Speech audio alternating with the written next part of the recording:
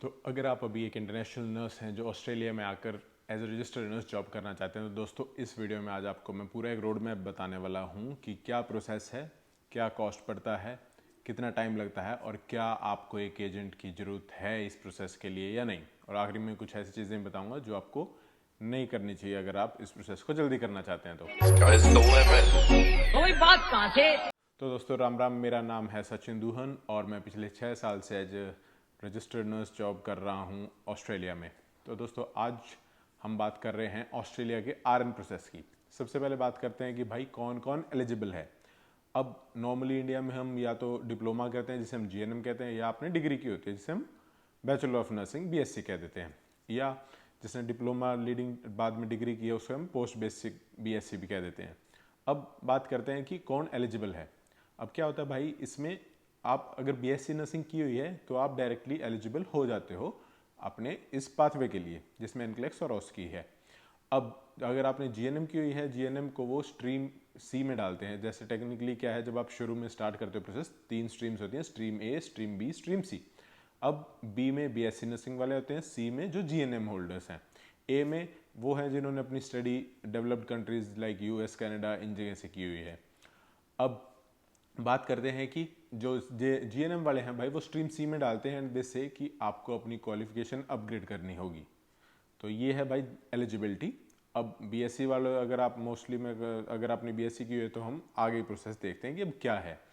अब बात करते हैं कि भाई जो स्टेप्स क्या क्या हैं, आपका आगे क्या प्रोसेस है कंप्लीट। अब सबसे पहला स्टेप आता है इसमें आपका सेल्फ चेक। आपको सेल्फ चेक आपरा की वेबसाइट पर जाके सबसे पहले करना है सेल्फ चेक। उसमें आप अपनी सारी डिटेल्स डालते हो, फिर अपना अकाउंट क्रिएट करते हो। फिर सेल्फ चेक में वो बताते हैं कि आप स्ट्रीम बी के अंडर आ रहे हो और आप अगले पाथवे, अगले जो स्टेप्स हैं ओबीए जिसे हम कहते हैं आउटकम बेस्ड असेसमेंट, उस पाथवे के थ्रू आप आगे जाओगे। अब उसमें नेक्स्ट स्टेप है दोस्तों आपका एमसीक्यू रिलेटेड आपका एनक्लेक्स एग्जाम। आपका कंप्यूटर बेस्ड होता है भाई, जिसमें मोस्टली आपके एमसीक्यूज होते हैं, कुछ और अलग अलग टाइप के क्वेश्चंस होते हैं जिसे आपने ऑनलाइन काफ़ी बार सुना होगा, एनक्लेक्स। एनक्लेक्स एनक्लेक्स के बाद आपका है भाई नेक्स्ट स्टेप है ऑस्की। ऑस्की आपका क्लिनिकल बेस्ड एग्जाम है जो कि आपका ऑस्ट्रेलिया में होता है, और जो एनक्लेक्स है दोस्तों वो आप आपकी होम कंट्री में भी दे सकते हो। अब ऑस्की के बाद आपको नेक्स्ट स्टेप होता है आपका इंग्लिश टेस्ट की रिक्वायरमेंट। आप इंग्लिश का अपना टेस्ट दोगे और उसके बाद फिर आप अपने रजिस्ट्रेशन के लिए अप्लाई कर दोगे। अब बात आती है कि भाई इंग्लिश टेस्ट की क्या रिक्वायरमेंट्स हैं, कौन सा टेस्ट चलता है और क्या रिक्वायरमेंट्स हैं। तो भाई यहाँ आइल्स, पीटी और ओईटी चलते हैं।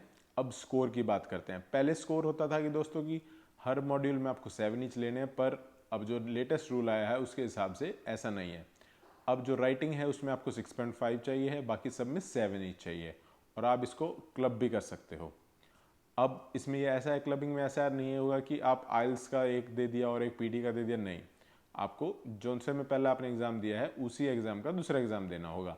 और भाई इसमें पर्सनली मैं सजेस्ट करूँगा कि आप पीटी करो, क्योंकि पीटी इन तीनों में से सबसे ईजी है और चीप भी पड़ता है ज़्यादा एज़ कम्पेयर टू अगर आप ओईटी का देखते हो। OET is a bit expensive, पर उसके भी कुछ फ़ायदे नुकसान हैं। अगर आप ओईटी कर रहे हो तो ओईटी आपको और काफ़ी कंट्रीज़ में एलिजिबल है, PT generally eligible for nurses in Australia only. अब दोस्तों ये बात तो होगी कि इंग्लिश का टेस्ट कौन सा है। अब बात करते हैं हम कि आपको कॉस्ट कितना पड़ेगा। अब कॉस्ट में मैं आपको एक ओवरऑल आइडिया देता हूँ भाई कि कितना पड़ता है ये, क्योंकि ये काफ़ी चीज़ों पे और भी डिपेंड करेगा कि आप कोचिंग ले रहे हो, कोचिंग कहाँ से ले रहे हो, आप ऑस्ट्रेलिया में आ रहे हो तो किस टाइम आ रहे हो, क्या आपकी उस टाइम फ़्लाइट्स की खर्चा है, वो सब मैं आपको एक ओवरऑल एस्टिमेट बताऊँ तो आपका 6 से 8 लाख का खर्चा आता ही आता है। अब ये हो गया खर्चे की बात। अब आती है भाई टाइम ड्यूरेशन की, टाइम कितना लगेगा इस प्रोसेस में। मैं कहूँगा कम से कम 6 महीने तो आप लगा के चलो, 6 महीने से 1 साल आपको रजिस्ट्रेशन की प्रोसेस में लगता है। अब इसमें एक और भाई बात है कि पहले क्या सीन था, पहले आप एनक्लेक्स दे के काफ़ी टाइम तक आप वेट कर सकते थे, पर अब उसकी भी चेंजेस आ गए हैं। आप अपना जैसे आप एटीटी लेते हो उसके कुछ टाइम बाद आपको अपना एनक्लेक्स का एग्ज़ाम देना है।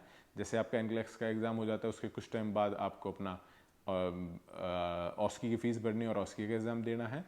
अब एक बात आती है कि भाई काफ़ी कुछ चीज़ें जो आपको काफ़ी ध्यान रखनी है इसमें। पहली बात तो भाई आपके डॉक्यूमेंट्स सारे क्लियरली अच्छे से प्रिपेयर करके रखना। कोई भी इशू आएगा तो वो आपके डॉक्यूमेंट्स में ही आ सकता है ज़्यादा से ज़्यादा।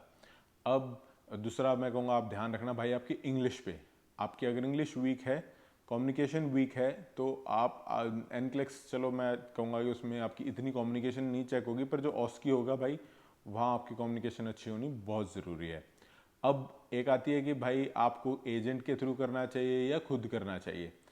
देखो मैं कहूँगा कि आप खुद कर सकते हो, there is no big issue है, ऐसा कुछ बड़ा इशू नहीं आता। पर मैं कहूँगा अगर आपको कभी भी लगता है you still face any issue, तो आप मुझसे कॉन्टैक्ट कर सकते हो। I have 1-on-1 call option, Topmate पे आप कॉल बुक कर सकते हो और हम कोई भी आपकी क्वेरी है वो डिस्कस कर सकते हैं। लिंक आपको डिस्क्रिप्शन में मिल जाएगा। तो दोस्तों ये सारी चीज़ें थी आपको जो जो ध्यान रखनी है और आपके पूरे OBA के पाथवे में। अब जैसे ही आप ये सारा कर लेते हो, फिर भाई आपका रजिस्ट्रेशन आ जाता है। उसके बाद कुछ और स्टेप्स होते हैं। अब वही बात है, रजिस्ट्रेशन तो आपको मिल गया, उसके बाद आप ऑस्ट्रेलिया में काम कैसे करोगे? या तो आप स्पॉन्सरशिप ले सकते हो या आप डायरेक्ट PR ले सकते हो। उससे पहले आपको स्किल असेसमेंट भी करवानी होती है। तो दोस्तों अगर आप चाहते हो स्किल असेसमेंट के ऊपर भी हम एक वीडियो बनाएं तो आप नीचे लिख सकते हो स्किल असेसमेंट। और बाकी दोस्तों ऐसे ऐसे वीडियोस आती रहेंगी। मैं चाहूँगा कि आप हमें सब्सक्राइब कर लो और कमेंट करके बताना भाई ये आपको वीडियो कैसे लगी, और अपने दोस्तों से ज़रूर शेयर करना भाई जो ऑस्ट्रेलिया आना चाहते हैं एज अ RN। ये थी भाई प्रोसेस डायरेक्ट ऑस्ट्रेलिया की। तो अगली वीडियो में मिलते हैं। राम राम।